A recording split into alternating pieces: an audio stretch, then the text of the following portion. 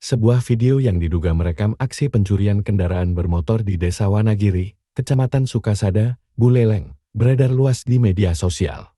Video yang bersumber dari kamera CCTV itu diunggah oleh pemilik akun Facebook bernama Satria.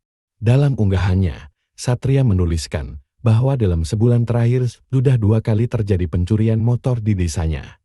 Unggahan tersebut kemudian mendapat banyak respon dari warganet, banyak yang meminta agar pelaku segera ditangkap.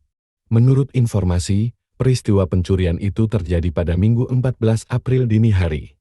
Pelaku yang mengenakan hoodie berwarna hitam terekam kamera CCTV sedang membobol warung milik warga menggunakan linggis kecil. Linggis itu kemudian tertinggal di warung.